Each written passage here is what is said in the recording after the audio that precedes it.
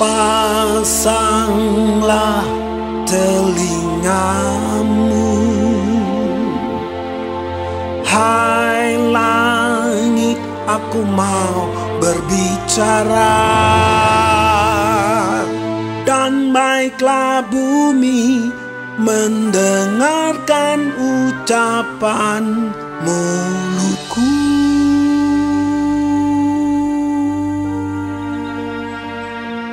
Mudah-mudahan pengajaranku menitik laksana hujan, perkataanku menetes laksana embun, laksana hujan renai ke atas tunas muda, dan laksana dirus hujan ke atas tumbuh-tumbuhan. Sebab nama Tuhan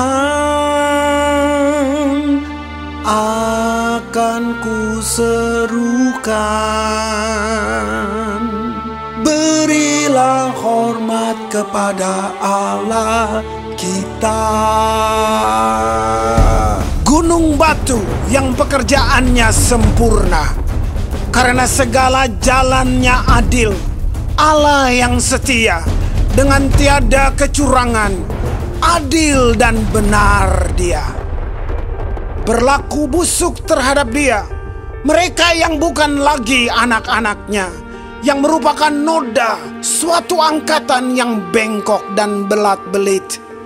Demikianlah engkau mengadakan pembalasan terhadap Tuhan, hai bangsa yang bebal dan tidak bijaksana. Bukankah Ia Bapamu yang menciptakan engkau, yang menjadikan dan menegakkan engkau? Ingatlah kepada zaman dahulu kala. Perhatikanlah tahun-tahun keturunan yang lalu. Tanyakanlah kepada ayahmu, maka ia memberitahukannya kepadamu. Kepada para tua-tuamu, maka mereka mengatakannya kepadamu.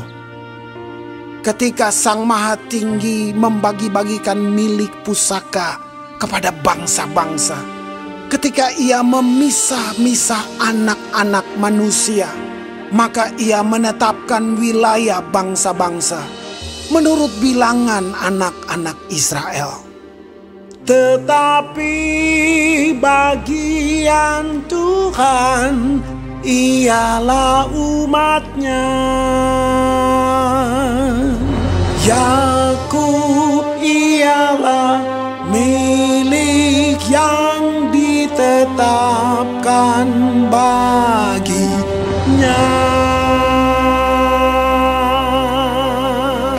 Didapatinya dia di suatu negeri, di padang gurun, di tengah-tengah ketandusan dan auman padang belantara. Dikelilinginya dia dan diawasinya, dijaganya sebagai biji matanya. Laksana Raja Wali menggoyang bangkitkan isi sarangnya, melayang-layang di atas anak-anaknya, mengembangkan sayapnya, menampung seekor dan mendukungnya di atas kepaknya. Demikianlah Tuhan sendiri menuntun dia, dan tidak ada Allah asing menyertai dia. Dibuatnya dia berkendaraan mengatasi bukit-bukit di bumi, dan memakan hasil dari ladang. Dibuatnya dia mengisap madu dari bukit batu, dan minyak dari gunung batu yang keras. Dadih dari lembu sapi, dan susu kambing domba, dengan lemak anak-anak domba, dan domba-domba jantan dari Basan, dan kambing-kambing jantan, dengan gandum yang terbaik, juga darah buah anggur yang berbuih engkau minum. Lalu menjadi gemuklah Yesyurun dan menendang ke belakang. Bertambah gemuk engkau, gendut dan tambun, dan ia meninggalkan Allah yang telah menjadikan dia. Ia memandang rendah gunung batu keselamatannya. Mereka membangkitkan cemburunya dengan Allah asing. Mereka menimbulkan sakit hatinya dengan dewa kekejian. Mereka mempersembahkan korban kepada roh-roh jahat yang bukan Allah, kepada Allah yang tidak mereka kenal, Allah baru yang belum lama timbul, yang kepadanya nenek moyangmu tidak gentar. Gunung batu yang memperanakan engkau telah kau lalaikan, dan telah kau lupakan Allah yang melahirkan engkau. Ketika Tuhan melihat hal itu, maka ia menolak mereka karena ia sakit hati oleh anak-anaknya lelaki dan perempuan. Ia berfirman, aku hendak menyembunyikan wajahku terhadap mereka dan melihat bagaimana kesudahan mereka. Sebab mereka itu suatu angkatan yang bengkok, anak-anak yang tidak mempunyai kesetiaan. Mereka membangkitkan cemburuku dengan yang bukan Allah. Mereka menimbulkan sakit hatiku dengan berhala mereka. Sebab itu aku akan membangkitkan cemburu mereka dengan yang bukan umat, dan akan menyakiti hati mereka dengan bangsa yang bebal. Sebab api telah dinyalakan oleh murkaku, dan bernyala-nyala sampai ke bagian dunia orang mati yang paling bawah. Api itu memakan bumi dengan hasilnya dan menghanguskan dasar gunung-gunung. Aku akan menimbun malapetaka ke atas mereka. Seluruh anak panahku akan kutembakkan kepada mereka. Apabila mereka sudah lemas karena lapar dan merana oleh demam yang membara dan oleh penyakit sampar, maka aku akan melepaskan taring binatang buas kepada mereka dengan racun binatang yang menjalar di dalam debu. Pedang di luar rumah dan kengerian di dalam kamar akan melenyapkan teruna maupun darah, anak menyusu serta orang ubanan.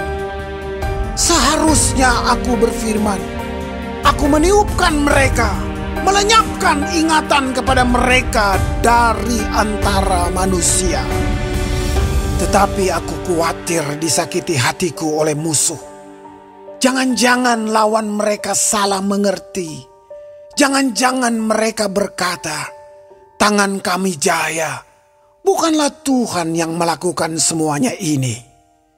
Sebab mereka itu suatu bangsa yang tidak punya pertimbangan dan tidak ada pengertian pada mereka. Sekiranya mereka bijaksana, tentulah mereka mengerti hal ini dan memperhatikan kesudahan mereka. Bagaimana mungkin satu orang dapat mengejar 1.000 orang, dan 2 orang dapat membuat lari 10.000 orang, kalau tidak gunung batu mereka telah menjual mereka, dan Tuhan telah menyerahkan mereka. Sebab bukanlah seperti gunung batu kita, gunung batu orang-orang itu. Musuh kita boleh menjadi hakim. Sesungguhnya pohon anggur mereka berasal dari pohon anggur Sodom dan dari kebun-kebun Gomora. Buah anggur mereka adalah buah anggur yang beracun, pahit gugusan-gugusannya. Air anggur mereka adalah racun ular dan bisa ular tedung yang keras ganas. Bukankah hal itu tersimpan padaku, termeterai dalam perbendaharaanku? Hakkulah dendam dan pembalasan pada waktu kaki mereka goyang, sebab hari bencana bagi mereka telah dekat. Akan segera datang apa yang telah disediakan bagi mereka. Sebab Tuhan akan memberi keadilan kepada umatnya dan akan merasa sayang kepada hamba-hambanya.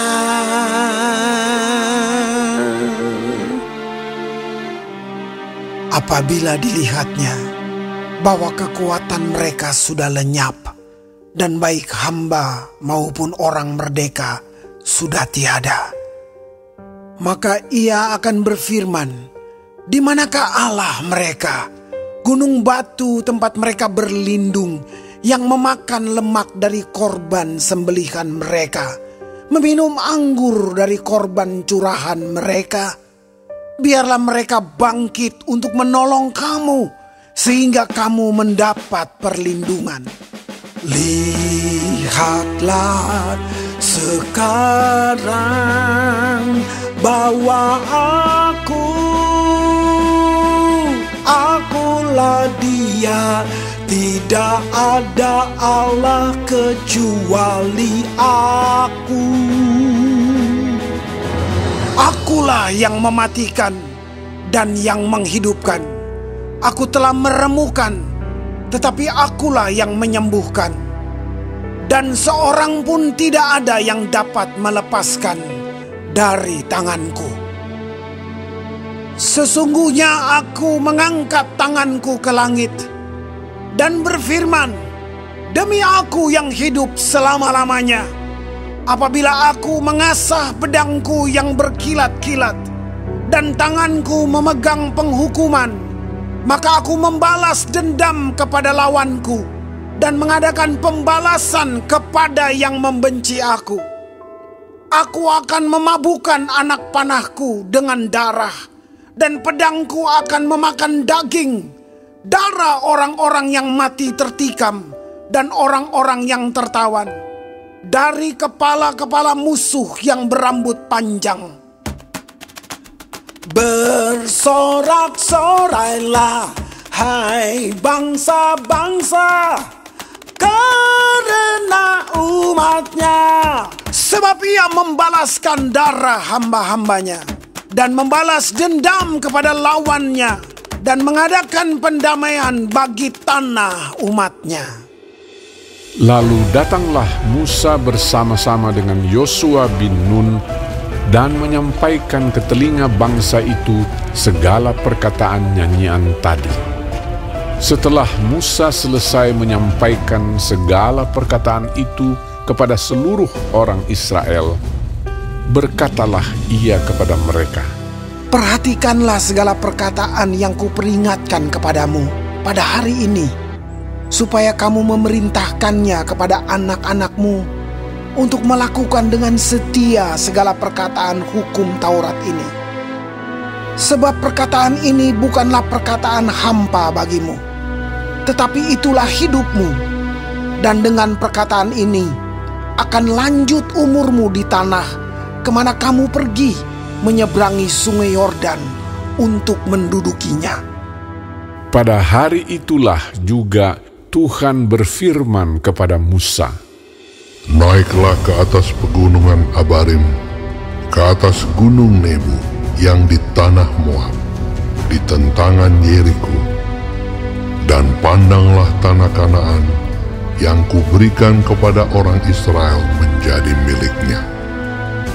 Kemudian engkau akan mati di atas gunung yang akan kau naiki itu, supaya engkau dikumpulkan kepada kaum leluhurmu, sama seperti Harun kakakmu sudah meninggal di gunung Hor dan dikumpulkan kepada kaum leluhurnya. Oleh sebab kamu telah berubah setia terhadap aku di tengah-tengah orang Israel, dekat mata air Meriba di Kades di padang gurun Zin. Dan oleh sebab kamu tidak menghormati kekudusanku di tengah-tengah orang Israel, engkau boleh melihat negeri itu terbentang di depanmu, tetapi tidak boleh masuk ke sana, ke negeri yang kuberikan kepada orang Israel. Ulangan 33. inilah berkat yang diberikan Musa, abdi Allah itu, kepada orang Israel sebelum ia mati. Berkatalah ia, Tuhan datang dari Sinai dan terbit kepada mereka dari Seir. Ia tampak bersinar dari pegunungan Paran dan datang dari tengah-tengah puluhan ribu orang yang kudus. Di sebelah kanannya tampak kepada mereka api yang menyala. Sungguh ia mengasihi umatnya, semua orangnya yang kudus. Di dalam tanganmu-lah mereka, pada kakimu-lah mereka duduk, menangkap sesuatu dari firman-Mu. Musa telah memerintahkan hukum Taurat kepada kita, suatu milik bagi jemaah Yakub. Ia menjadi raja di Yeshurun. Ketika kepala-kepala bangsa datang berkumpul, yakni segala suku Israel bersama-sama, biarlah Ruben hidup dan jangan mati, tetapi biarlah orang-orangnya sedikit jumlahnya. Dan inilah tentang Yehuda, katanya. Dengarlah ya Tuhan suara Yehuda, dan bawalah dia kepada bangsanya. Berjuanglah baginya dengan tanganmu, dan jadilah engkau penolongnya melawan musuhnya. Tentang Lewi ia berkata, biarlah Tumim dan Urimmu menjadi kepunyaan orang yang kau kasihi, yang telah kau coba di Masa, dengan siapa engkau berbantah dekat mata air Meriba, yang berkata tentang ayahnya dan tentang ibunya, aku tidak mengindahkan mereka. Ia yang tidak mau kenal saudara-saudaranya, dan acuh tak acuh terhadap anak-anaknya. Sebab orang-orang Lewi itu berpegang pada firman-Mu dan menjaga perjanjian-Mu. Mereka mengajarkan peraturan-peraturan-Mu kepada Yakub, hukum-Mu kepada Israel. Mereka menaruh ukupan wangi-wangian di depan-Mu, dan korban yang terbakar seluruhnya di atas mezbah-Mu. Berkatilah ya Tuhan kekuatannya, dan berkenanlah kepada pekerjaannya. Remukanlah pinggang orang yang melawan dia dan yang membenci dia, sehingga mereka tidak dapat bangkit. Tentang Benyamin ia berkata, kekasih Tuhan yang diam padanya dengan tentram. Tuhan melindungi dia setiap waktu, dan diam di antara lereng-lereng gunungnya.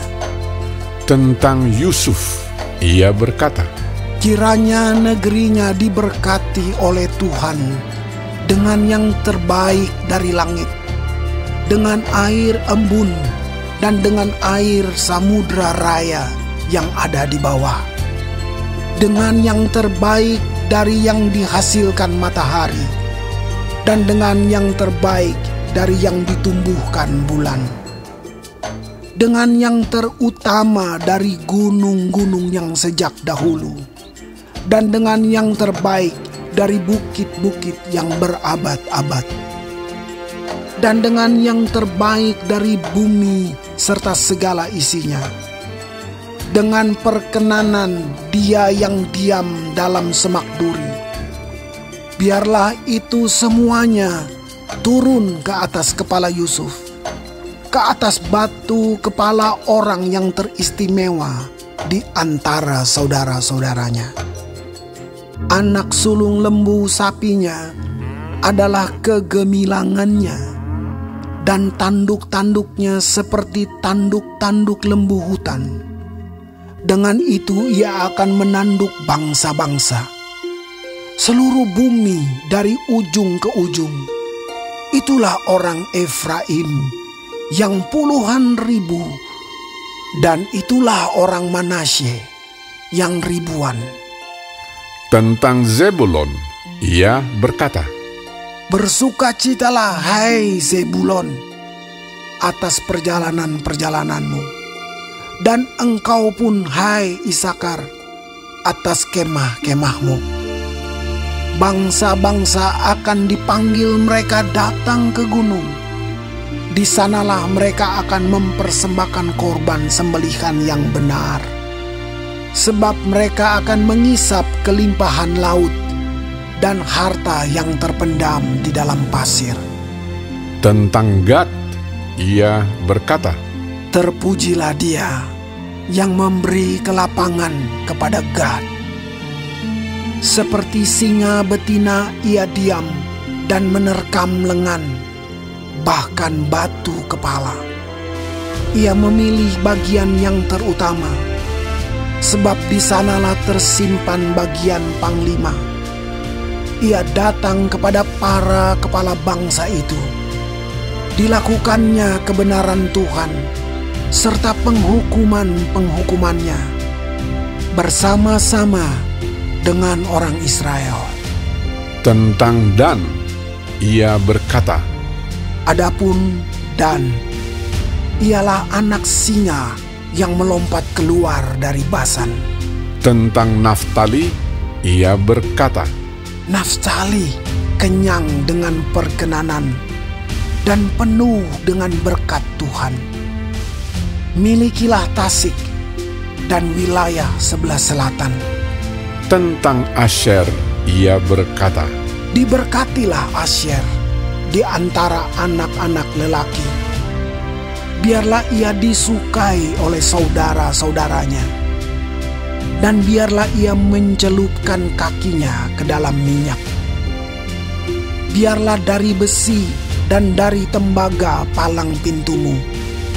Selama umurmu, kiranya kekuatanmu. Tidak ada yang seperti Allah, hai Yeshurun. Ia berkendaraan melintasi langit sebagai penolongmu, dan dalam kejayaannya melintasi awan-awan. Allah yang abadi adalah tempat perlindunganmu, dan di bawahmu ada lengan-lengan yang kekal. Ia mengusir musuh dari depanmu dan berfirman, punahkanlah. Maka Israel diam dengan tentram, dan sumber Yakub diam tidak terganggu di dalam suatu negeri yang ada gandum dan anggur. Bahkan langitnya menitikan embun. Berbahagialah engkau, hai Israel. Siapakah yang sama dengan engkau? Suatu bangsa yang diselamatkan oleh Tuhan, perisai pertolongan dan pedang kejayaanmu. Sebab itu musuhmu akan tunduk menjilat kepadamu, dan engkau akan berjejak di bukit-bukit mereka. Ulangan 34. Kemudian naiklah Musa dari dataran Moab ke atas gunung Nebo, yakni ke atas puncak Pisga yang di tentangan Yeriko. Lalu Tuhan memperlihatkan kepadanya seluruh negeri itu, daerah Gilead sampai ke kota Dan, seluruh Naftali, tanah Efraim dan Manasye, seluruh tanah Yehuda sampai laut sebelah barat, tanah Negeb dan lembah Yordan, lembah Yeriko, kota pohon korma itu, sampai Zoar. Dan berfirmanlah Tuhan kepadanya, Inilah negeri yang kujanjikan dengan sumpah kepada Abraham, Ishak, dan Yakub. Demikian, kepada keturunanmu lah akan kuberikan negeri itu. Aku mengizinkan engkau melihatnya dengan matamu sendiri, tetapi engkau tidak akan menyeberang ke sana. Lalu matilah Musa, hamba Tuhan itu, di sana di tanah Moab, sesuai dengan firman Tuhan. Dan dikuburkannyalah dia di suatu lembah di tanah Moab, di tentangan Bet Peor, dan tidak ada orang yang tahu kuburnya sampai hari ini. Musa berumur 120 tahun ketika ia mati. Matanya belum kabur dan kekuatannya belum hilang. Orang Israel menangisi Musa di dataran Moab 30 hari lamanya. Maka berakhirlah hari-hari tangis perkabungan karena Musa itu. Dan Yosua bin Nun penuh dengan roh kebijaksanaan, sebab Musa telah meletakkan tangannya ke atasnya. Sebab itu orang Israel mendengarkan dia dan melakukan seperti yang diperintahkan Tuhan kepada Musa. Seperti Musa yang dikenal Tuhan dengan berhadapan muka, tidak ada lagi nabi yang bangkit di antara orang Israel dalam hal segala tanda dan mujizat yang dilakukannya atas perintah Tuhan di tanah Mesir terhadap Firaun dan terhadap semua pegawainya dan seluruh negerinya, dan dalam hal segala perbuatan kekuasaan dan segala kedahsyatan yang besar yang dilakukan Musa di depan seluruh orang Israel.